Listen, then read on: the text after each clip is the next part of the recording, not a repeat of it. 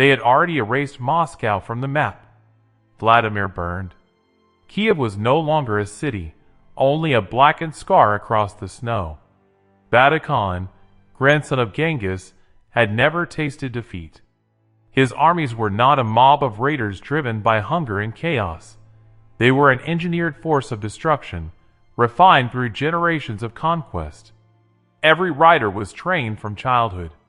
Every maneuver rehearsed until instinct replaced thought.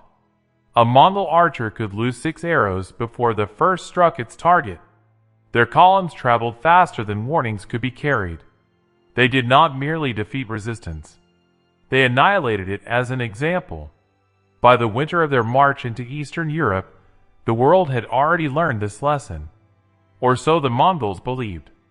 On their path toward the heart of the continent, Batu's vanguard committed an error so small it seemed insignificant, and so catastrophic it would be remembered in whispers for centuries. They ignored a frozen mountain pass called Pagoda. It was narrow, unimportant, unremarkable, and so they did not scout it. Why would they? There was no one left alive who could stop them. At least, that was what they assumed.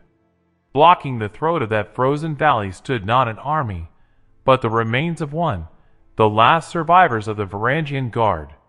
Once, they had been the elite mercenaries of emperors and princes. They had guarded the golden halls of Constantinople. They had marched beneath the banners of Kiev. They were men without homeland, without allegiance, without future. Now, they had nowhere left to retreat. At their front stood Bjorn, called unbreakable by those who had survived battles beside him. He stood nearly 2 meters tall, wrapped in chainmail and fur, his beard crusted with ice, his breath steaming in the frozen air. He was not a strategist who studied maps by candlelight. He was a man who had learned war through scars and blood. And he knew one truth above all others. Terrain decides destiny. He watched the horizon darken with motion. A dust cloud formed not by wind, but by hooves. 10,000 riders approached, like a moving storm of iron and flesh. The earth trembled beneath their advance. Any rational commander would have fled. Bjorn ordered his men to close ranks. Not from bravery, not from loyalty, but from calculation. The valley of Pagoda was a funnel, barely 50 meters wide at its narrowest point. On open ground, Mongol cavalry would encircle and destroy them in minutes. But here, only a handful could attack at once. Bjorn had turned the battlefield into an equation. Numbers no longer mattered. Speed no longer mattered. Only endurance. The Mongol vanguard reached the ridge and looked down. They laughed. 100 men on foot dared block the world's greatest army. The lieutenant commanding the vanguard did not wait for infantry or engines. He smelled glory. He ordered the charge. Thousands of hooves struck frozen earth in thunderous unison. Riders knocked arrows as they rode, preparing to break the defenders before impact. At 100 meters, the first volley darkened the sky. The sound was like hail on iron. But when the arrows fell, the shield wall remained. Round shields of oak and linden, reinforced with iron bands, overlapped into a single moving fortress. No screams, no panic, only silence. The horses slowed instinctively before the wall, and in that moment, Bjorn gave the command. The wall opened. 100 axes fell. Horses collapsed. Riders vanished beneath steel. The charge broke. The second wave followed. Then the third. And each one died the same way.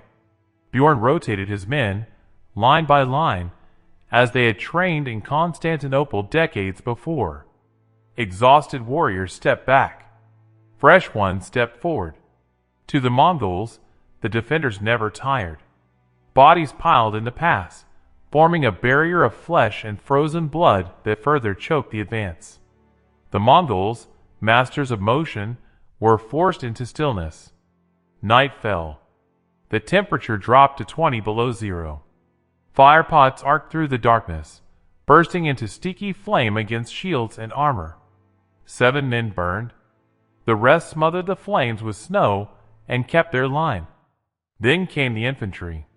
1,000 mercenaries in iron armor advanced with spears designed to break formations.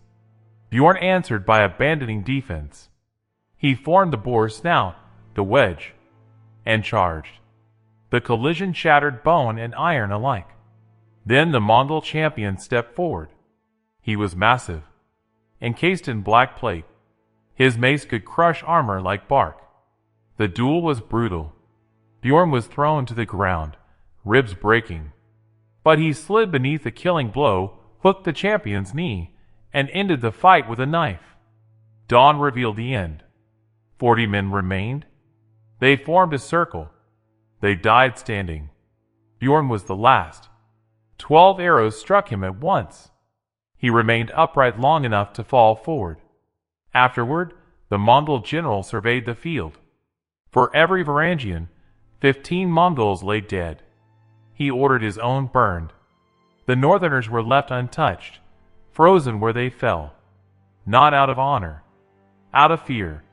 Snow buried the pass. Bjorn's frozen hand still gripped his axe beneath the ice. And the horde marched on, victorious, but no longer certain they were unstoppable.